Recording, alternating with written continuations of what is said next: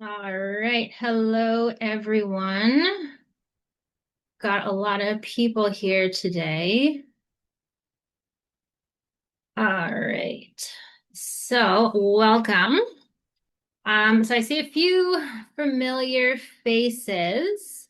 But for those of you that are new here, my name is Annie. I am a concept dog trainer, and I am currently training to become a canine behaviorist.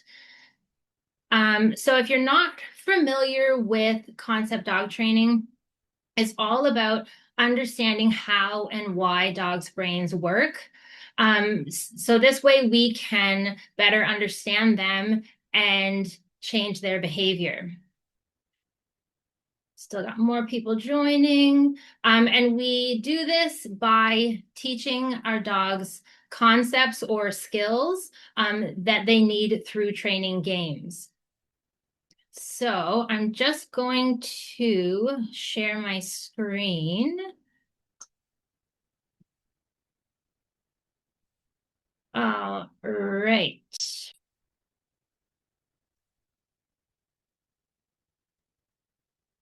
All right. So as you know, we are going to be talking all about reactive dogs today.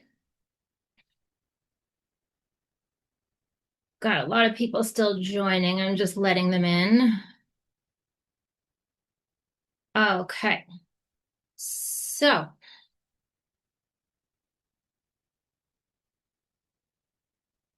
before we actually start talking about our dog's brains, I want to talk about something that many people experience. So have you ever felt like your dog behaves perfectly at home, but or when they're with the trainer, but then once you are on your own with your dog in the real world, everything kind of falls apart. Or maybe your trainer could walk your dog without any problems, but then as soon as they hand you the leash, your dog goes right back to reacting. So I hear this all the time, and people tell me my dog never reacts when the trainer is holding the leash, or my dog was amazing during our lesson, but then the next day the dog is reacting again. So, why does this happen? So, because many trainers approach changing the behavior, so their main focus is changing the behavior. So, the barking, the lunging, the pulling, the growling, the jumping, Um, those are all just behaviors, but the behavior is only the end result. So it's like looking at smoke while ignoring the fire. So if we only focus on stopping the behavior without changing what's happening inside of the brain, we're often asking the dog to do something that they are simply not capable of doing yet. So it's a little like trying to force a square peg into a round hole. You can push harder, you can change the angle. You might even get it to fit for a little while, but the peg hasn't changed. So the dog also has not changed, right? We've simply managed the situation. Now, not to say that those approaches never work. Management is important. Teaching cues is important. Desensitization can help some dogs, but for some reactive dogs, those things aren't enough on their own because the dog is still entering every situation with the same brain. So they're also experiencing the same emotions and the same coping skills, or maybe more accurately, the lack of coping skills.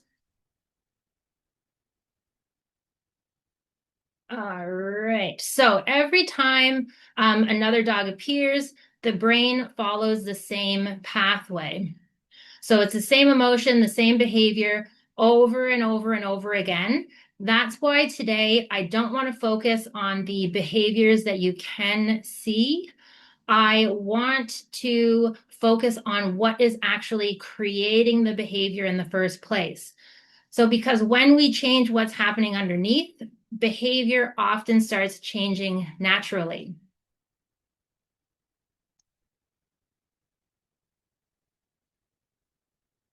All right.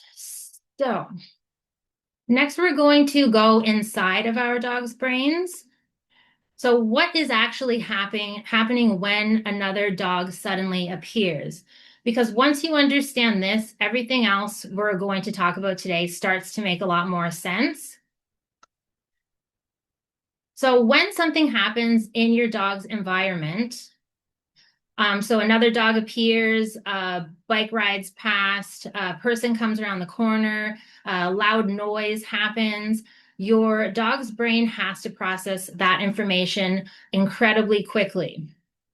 So long before your dog decides what to do, their brain has already started making decisions. So one of the first parts of the brain involved is called the amygdala. The amygdala is often called the brain's alarm system.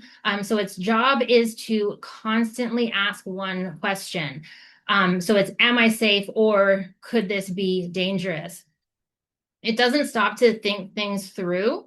It doesn't weigh up all the possibilities. It just makes incredibly fast decisions because its job is to keep your dog alive. So if the amygdala decides something might be a threat, it creates an emotional response. And that emotion could be fear, frustration, excitement, or uncertainty. Those emotions influence the behavior that comes next. And that's a really important point. Most people think that behavior comes first, but it doesn't.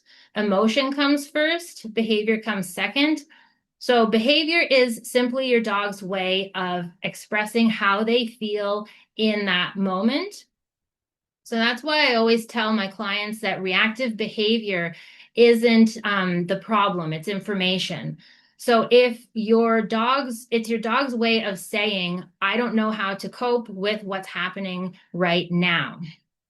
So this is a completely different way of looking at reactivity. Instead of asking, how do I stop my dog from barking? We start asking, why does my dog feel the need to bark? So that question kind of changes everything. All right. So before we go any further, I want to introduce another really important idea, and that's arousal. So arousal isn't good and it isn't bad. It's simply a measure of how activated your dog's brain and body are at any given moment. So you can kind of think of it like a dimmer switch rather than an on-off switch, but many reactive dogs do have that on-off switch where they go from 0 to 100.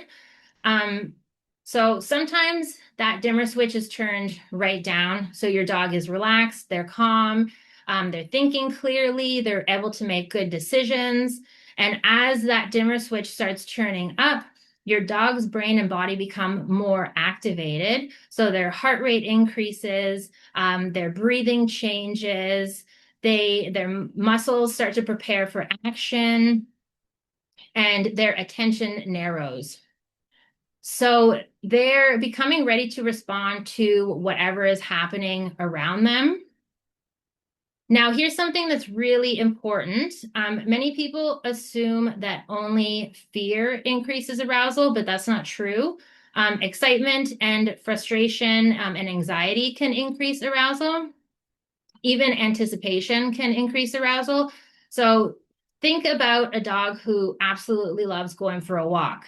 You pick up the leash, they're spinning and jumping and whining and running to the door, and they're very excited.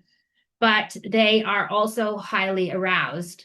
Now, if you were to think about a dog who's worried about going outside because they often see other dogs, you pick up the leash, they're pacing, they're panting, they're watching the window, they're unable to settle. Completely different emotions, but very similar levels of arousal. So the emotion is different, but the brain is still highly activated. And that's why we need to think about more than just behavior.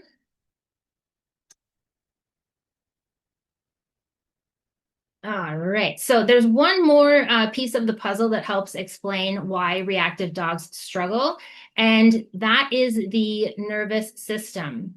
So you've probably heard of the fight, flight, or freeze response. So that's your dog's sympathetic nervous system. It's designed to keep your dog safe when they think something might be dangerous. When this system switches on, your dog's heart beats faster, their breathing changes, their muscles become ready for action, their senses become more focused on what is actually happening around them. So their body is preparing to survive. And now here's the important part. When your dog's sympathetic nervous system is active, the learning becomes much harder. So your dog isn't in the best state for thinking because they are in survival mode. So once your dog feels safe again, the parasympathetic nervous system takes over. And this is sometimes called the rest and digest system. So their heart rate slows down, their breathing becomes calmer, their muscles relax, and their body starts recovering. So this is a state where your dog is much more able to think clearly and learn and make good choices. So when we are working with reactive dogs, our goal isn't to force them through situations that overwhelm them. Our goal is to help them spend more time in a state where they feel safe enough to think and to learn and to make good choices. Because a dog that feels safe can learn, and a dog that feels overwhelmed can't. So a good example of this would be, think about yourself for a moment. So have you ever been really frightened? Like if you nearly slipped on some ice, or maybe you heard a loud crash behind you. For a split second, you weren't calmly thinking through your options. Your body reacted automatically, your heart rate increased, your muscles tightened, your breathing changed, and then only afterwards did your thinking brain catch up. So reactive dogs experience something very similar when they encounter something that they find overwhelming. All right. So one of the biggest frustrations that people have is that their dog knows how to sit. They know how to look at their triggers. They know leave it. They can do it perfectly at home, but they can't listen outside. So your dog hasn't actually forgotten those cues that they already know. They're not trying to ignore you. What's happening is that another part of the brain has become much less available. So that part of the brain is called the prefrontal cortex. So you can think of the prefrontal cortex as the thinking part of the brain. So it is responsible for making good choices, problem solving, paying attention, thinking before acting, self-control, learning, and flexibility. This is the part of the brain we want our dogs using when they encounter something challenging. So ideally, the amygdala notices something, and then the prefrontal cortex says, let's think about this. Do we really need to react? For many reactive dogs, those two parts of the brain aren't working very well together. Instead, the amygdala has taken over, and the emotional brain becomes much louder than the thinking brain. So one of my favorite things to say is when arousal goes up, thinking goes down. So the more emotionally overwhelmed your dog becomes, the harder it becomes for them to access everything that they have already learned. That's why a dog who can perform 20 different cues in the living room can suddenly appear to know absolutely nothing when another dog walks past them. So they haven't forgotten. Their brain simply isn't in a state where they can use those skills. This is one of the reasons why I don't like describing reactive dogs as bad or disobedient, because those words suggest the dog is making a conscious choice to ignore us. when in reality, the brain is overwhelmed, and an overwhelmed brain doesn't learn well. All right, so before we move on, I want to share something that's really interesting. One of the biggest stimulants of the amygdala is poor quality sleep, specifically not getting enough REM sleep. So REM sleep is the stage of sleep where the brain processes information and regulates emotions. So if that sleep is disrupted, the amygdala becomes more reactive, and the thinking part of the brain has a much harder time keeping it under control.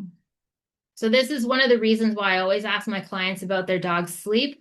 Most people expect me to ask about walks, but instead, one of my first questions is, how well does your dog sleep? Because sleep has such a huge impact on emotional regulation. So something else that many people don't realize is that what we do during the day can affect how well our dogs sleep at night. So high intensity activities like chasing a ball for long periods, playing rough games, or doing a lot of exciting activity in the late afternoon or evening can make it much harder for dogs to settle into that deep restorative sleep. And if they don't get enough quality REM sleep, their emotional brain is often much more reactive the next day. So instead of asking, how can I tire my dog out? A better question might be, how can I help my dog get the quality rest they need? Adding more activity isn't always the answer. Sometimes helping a dog slow down, rest, recover, and get the sleep that their brain needs can have a huge impact on how they cope with the world around them. All right, so now we've talked about why reactive dogs react the way they do. The next question becomes, can we actually change the brain? And the answer is yes. And that's where my approach starts to look very different, because I'm not trying to stop reactions in the moment.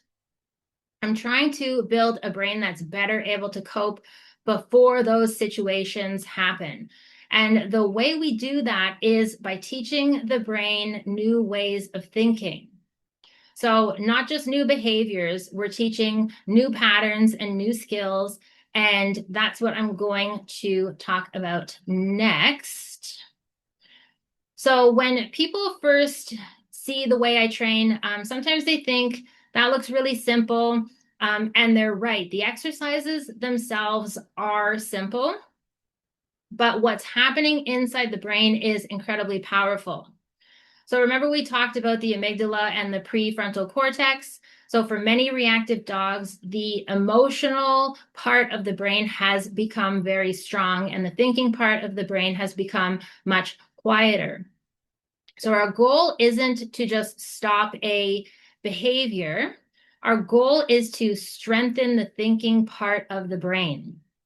So every time a dog pauses, thinks, and makes a choice, they're exercising the prefrontal cortex, just like how we exercise muscles. So the more opportunities that your dog has to practice making those thoughtful choices, the stronger those pathways in the brain become. That's why I spend so much time teaching skills before ever worrying about real life triggers. So we're not just teaching behaviors, we're building a brain that's better equipped to cope with challenges.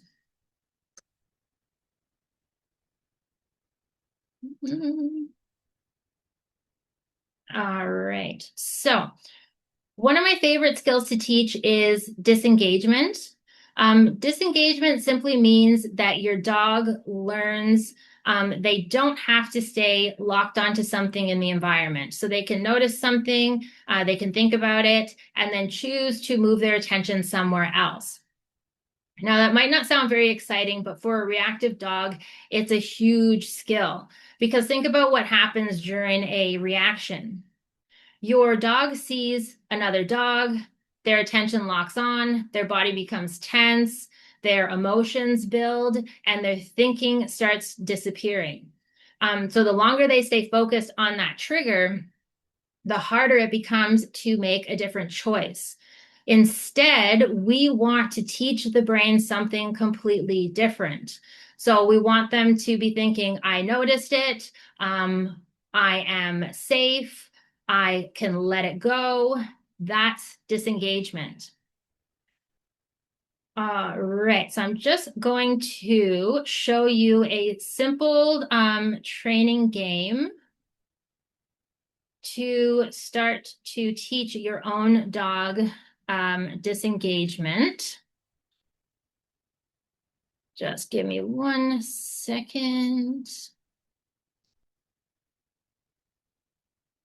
All right.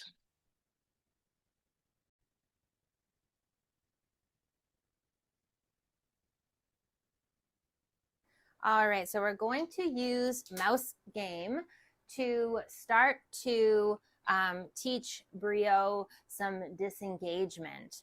So super, super simple. You're just going to take some of your dog's food and place it on the bed, and you're going to cage the food with your hand.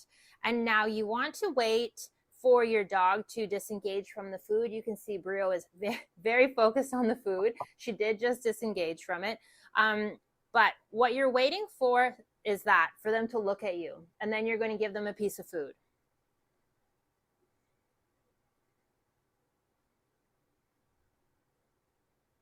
She's really struggling. Good. So every time your dog looks away from the food, you're going to reward them.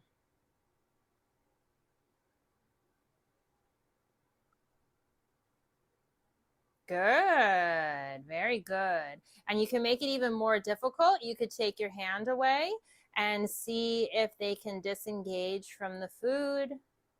Okay. Good job. Perfect. Good girl. All right. So I will just pull my slides back up.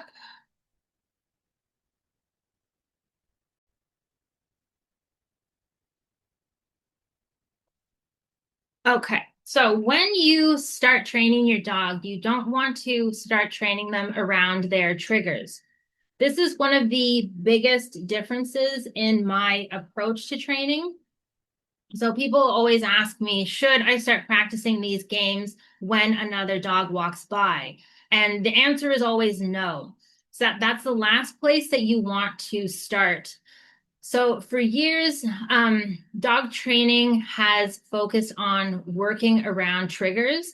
So seeing another dog, feeding treats, setting up controlled training scenarios, but that's not where I start because I don't want your dogs learning to depend on seeing another dog. I want to build the skills first. Think about learning any new skill. So like if I wanted to teach you how to drive, I wouldn't put you on the busiest highway during rush hour.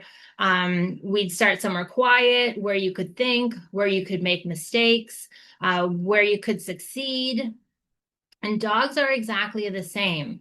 So you want to start your training inside your home in a room with low distractions, and then you can gradually start moving to different rooms where there's more distractions. Then you could move to the backyard and then a quiet street and gradually build up to busier locations. So by not waiting for another dog to appear, by the time we begin working around real life triggers, your dog already knows how to think. They already know how to regulate their emotions. They've practiced these skills hundreds of times. So we're not trying to teach them something new around their triggers. We're simply giving them the opportunity to use the skills they already have. All right. So you might be wondering, if we're not spending all our time working around triggers, what are we doing instead? So we start by changing what happens before the trigger ever appears. Because something really interesting happens in the brain. Dogs often become reactive long before they actually see another dog or whatever their trigger might be. And that's what we are going to talk about next. So this completely changed the way I look at reactive dogs. And once you understand this, you'll probably start noticing it with your own dog if you haven't already. Most people think their dog becomes reactive when they see another dog or a person or a bike, but often the reaction actually starts much earlier than that. So have you ever noticed your dog becoming excited or anxious before you've even left the house? Maybe all you've done is put on your shoes or picked up your keys or grabbed the leash, and suddenly your dog is pacing, whining, barking, and running to the door, or becoming really overexcited. So why does that happen? Because dogs are incredible at recognizing patterns, their brains are constantly learning what predicts what. So most of us have heard of Pavlov and his dogs. So every time he rang a bell, he gave the dogs food, and then eventually the bell itself caused the dogs to drool. So the bell had become a predictor to being fed. So dogs are making these kinds of associations all day long, often without us even realizing it. All right, so let's imagine this happens every single day. So you put on your shoes, then your coat, then you pick up the leash, then you pick up your keys, and then you walk out the front door. Then your dog sees another dog and has a big reaction. The next day, the same thing happens, and the next day, and the next day. And eventually, your dog doesn't need to see another dog anymore. The brain has already learned the pattern. So, shoes mean walk, keys mean walk, leash means walk, the front door means something challenging is going to happen. So, the predictors themselves begin activating the emotional brain. So that's why dogs are already highly aroused before the walk has even started. This is why many dogs are going out the front door on high alert and scanning the environment, looking for things to react to. Nothing bad has happened yet, but their brain is already preparing for what it expects is coming. So I call these micro triggers. So they're all little events that happen before the big event. On their own, they don't seem very important, but together they keep activating the brain over and over and over again. So your dog never really gets a chance to fully relax. They're always preparing, they're always anticipating, always waiting for the next thing to happen. And when that happens day after day, the brain gets better at expecting danger than safety. All right, so instead of allowing those predictors to keep building arousal, we can teach our dogs a completely different emotional response. So when those predictors happen, I want my dog thinking something very different instead of, uh-oh, we're going outside. I might see another dog. I want them thinking, great, something fun is about to happen. So that's a huge shift in the brain. And we do that by changing what the predictors mean. So when one of those predictors happens, whether it's me putting on my shoes or picking up the leash or grabbing my keys, there are three things I want happening inside my dog's brain. So the first thing is I want to activate the seeking system in their brain. So That's the part of the brain that's curious, it's interested, it's motivated, and it's engaged.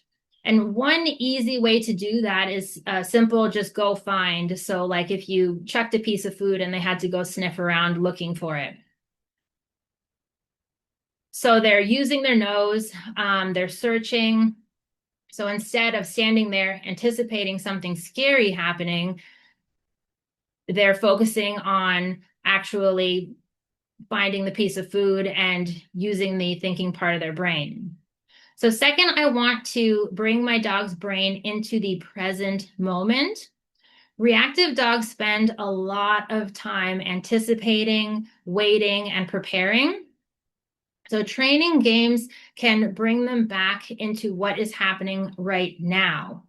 And third, I want to encourage disengagement. So instead of becoming fixated on what they think is coming next, they learn to think. So I noticed that predictor. Now I'm choosing something else.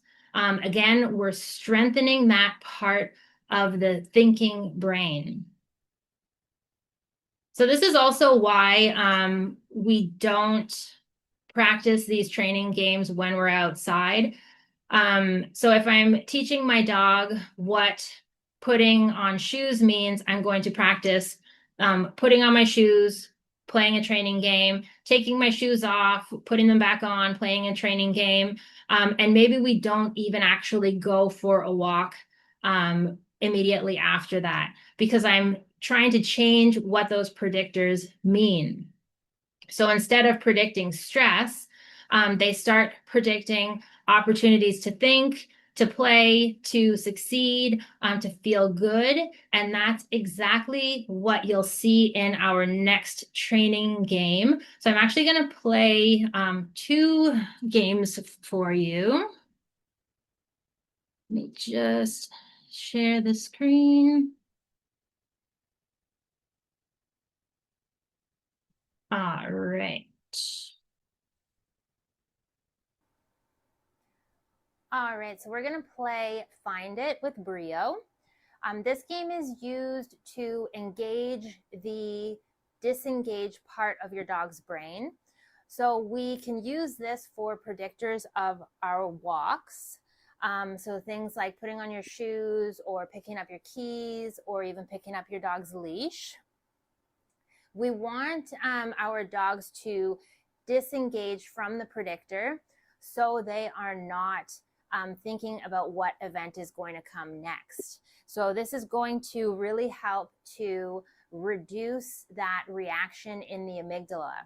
So this is a very, very simple game. So all you're going to do is pick up one of your predictors. So I'm just picking up some keys, or you could put on your shoes or pick up your dog's leash, whatever is the predictor you're dealing with. So you're going to pick up the keys and then chuck a piece of food away. So she has to go and find the food. So she's going to disengage from the keys, and she is using that seeking part of her brain, which is the thinking part, so the prefrontal cortex, and that is the part of the brain we really want our dogs to be using. So super easy. We're just going to have Brio come off of her bed and get your food ready in your hand. I'm going to pick up the keys, chuck a piece of food. Pick up the keys, chuck a piece of food. So just super simple, pick up the keys, chuck a piece of food. Pick up the keys, chuck a piece of food. Good girl. All right, so we're going to be playing Brain in the Moment. This game is really good when you are dealing with predictors. So it could be predictors of a walk for your reactive dog or predictors to leaving the house for your dog with separation anxiety. So we want to bring our dog's brains back into the moment rather than when they see or hear their predictor, they are thinking of what event is coming next. So we want to stop that from happening. So super simple. You're just going to have your predictor. I have some keys here. So what I'm going to do is pick up the keys and then ask Brio to put her paw on this block. So she's going to be engaging that thinking part of her brain and doing an actual movement that's going to keep her brain in the moment rather than thinking about what comes after I pick up the keys. All right, so I'm just going to pick up the keys. Good, very nice. Chuck a piece of food away and start again. So pick up the keys. And we're just luring her to step up onto the block. Now you don't necessarily need a cue for them to step up onto the block. Some of your dogs may already know 2 paws on, so that's going to make it a little bit easier, but you can just slowly lure them so they will step up onto the block. So pick up the keys. Good job. That's very good. Good girl. All right. So I'll just go back to my slides.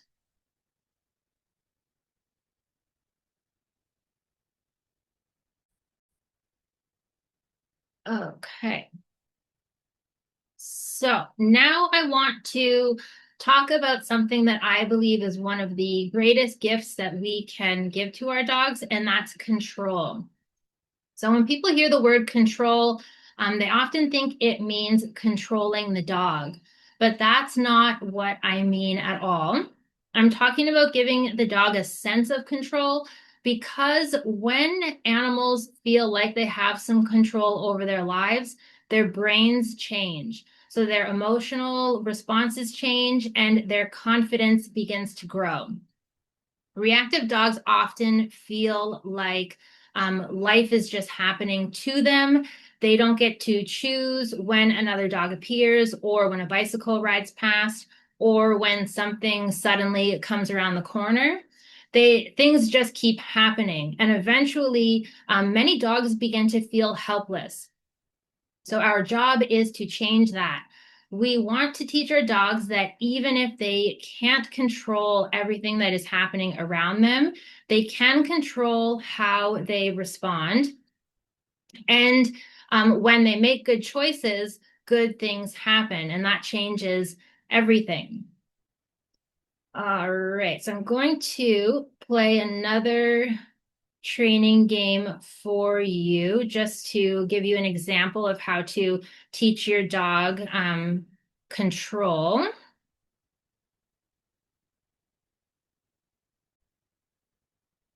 All right, so we're going to play the 12 o'clock game.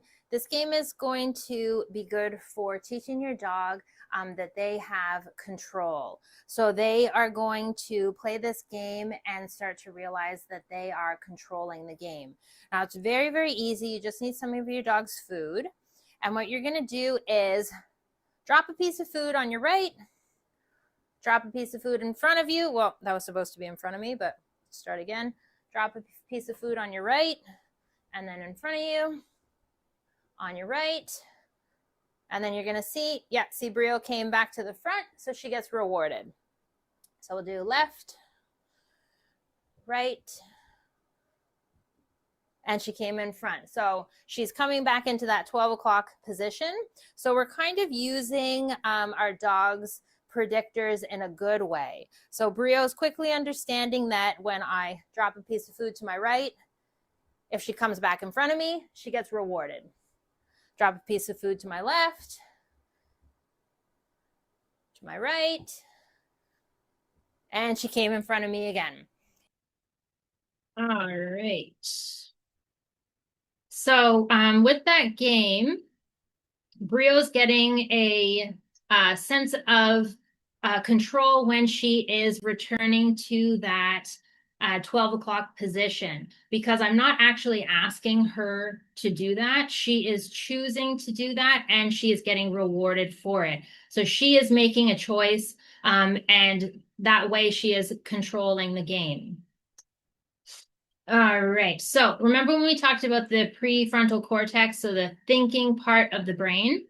Every time your dog makes a choice, instead of simply reacting, they're using that thinking part of the brain. So they're practicing self-control.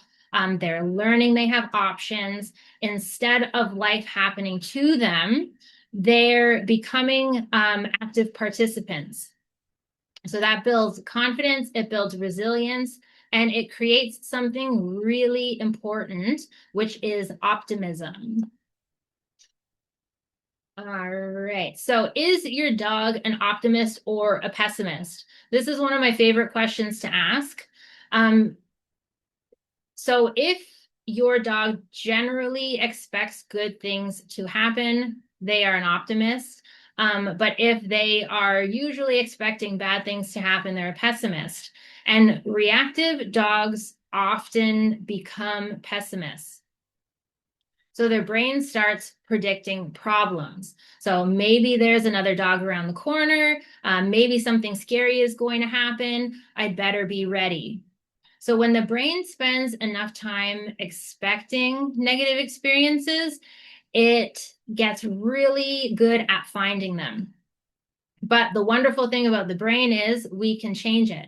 So every positive experience, every successful training session, every enrichment activity, every training game becomes another piece of evidence that good things happen too. So over time, those experiences start tipping the balance. So instead of expecting danger all the time, your dog starts expecting success, and that's optimism. And optimism changes how the brain responds to challenges. So one of the reasons I love enrichment and training games is because the learning doesn't stay inside that game. It spreads. So think about dropping a pebble into a pond. The pebble lands in one spot, but the ripple travels outward. The brain works in a very similar way. So every time your dog practices making good choices, every time they solve a problem, every time they experience success, they're strengthening pathways in their brain. And eventually, those stronger pathways begin influencing other parts of their life. That's why I don't spend all the time working around triggers where your dog can't learn, because changing the brain during everyday life carries over into those real life situations. All right, so this is something I really want everyone to remember.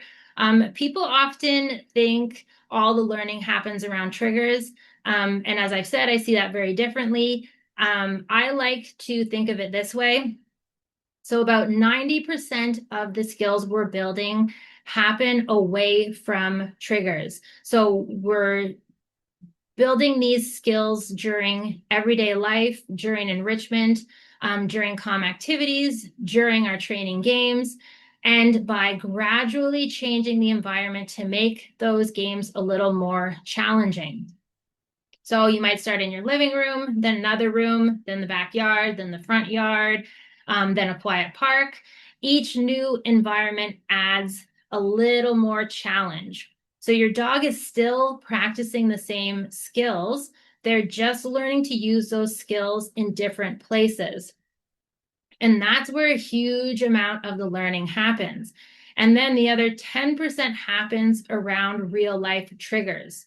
So by that point, we're not trying to teach a brand new skill. We're simply helping our dogs use skills that they have already built.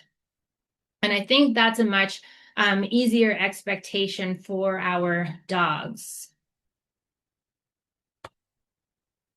All right, so if we're trying to change how a dog's brain responds to the world, where does that training actually happen? A lot of people think it only happens on walks or only when they're working around other dogs, but that's just one very small piece of the puzzle. I like to think of it as three different areas where we build skills. So the first one is daily life. This is where we build the foundation.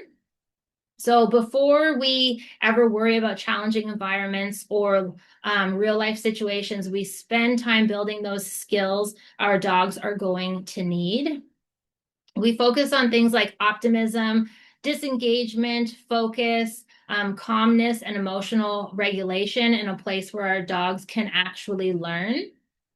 There aren't a lot of distractions. There isn't pressure. We're simply giving our dogs the opportunity to practice and strengthen these skills.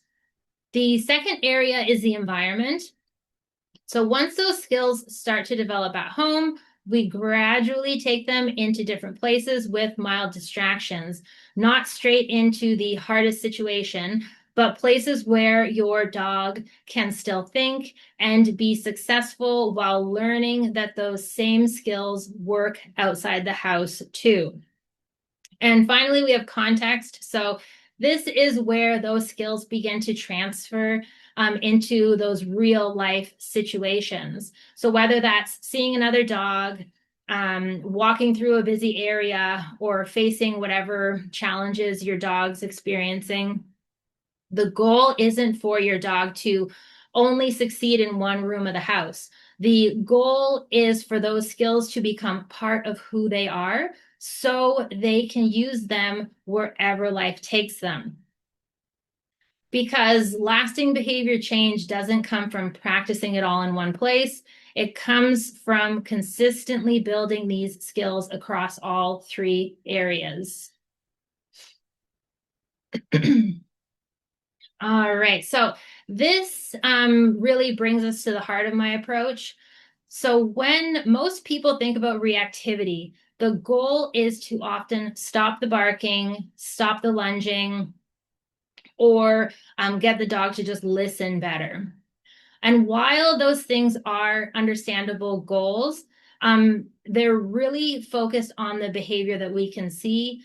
As I've already said, I'm interested in something deeper. I'm interested in changing how the dog actually feels, because behavior is just the outward expression of what's happening inside. If a dog still feels overwhelmed, scared, frustrated, or over aroused, we may be able to suppress the behavior for a while, but the emotion is still there. And eventually it's going to come back out. So instead of asking, how do I stop my dog from reacting? I like to ask, what would my dog need to feel differently so that reacting is no longer the obvious choice? So that's why my approach starts by understanding the brain and the emotions. Then we build the thinking skills and the emotional resilience that help dogs make better choices.